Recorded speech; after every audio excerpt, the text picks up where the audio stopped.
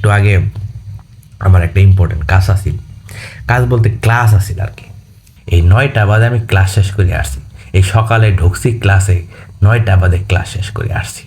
Class থেকে আইসা দেখি আমার রুমমেটের অবস্থা, রুম দেখছেন কি করে রাখছে।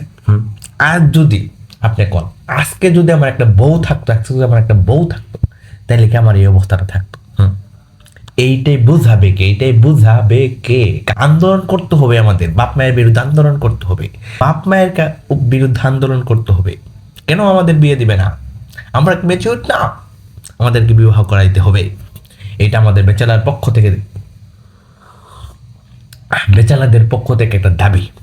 আমি ভাবতেছি, মনে করেন যে একটা ছোটোখাটো একটা সংগঠন করব, যারা বেচালার থাকে তাদের নিয়ে আর কি, একজ্যাক্টলি তাদের নিয়ে একটা সংগঠন হবে।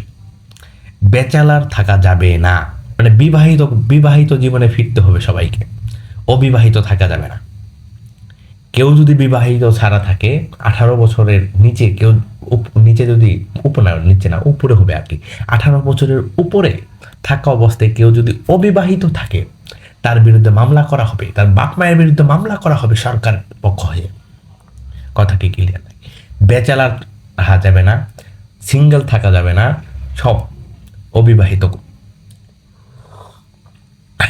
এই যে মনে করেন চা খাইতেছে, এই চাটাও নিজের বানায় খাইতে হয়। ব্যাচেলার থাকলে একটা অসুবিধা, বুঝছেন? একটা বউ থাকলে কি হয়, সুবিধা হয় না? এই যে মনে করেন যে ঘরের যে অবস্থা, চা বানায় খাইতে পারি না, ভাতটা পর্যন্ত ভাই নিজে রান্না করে খাইতে হয়। কোথায় যাব, কোথায় গেলে নিজের শান্তি মিলবে?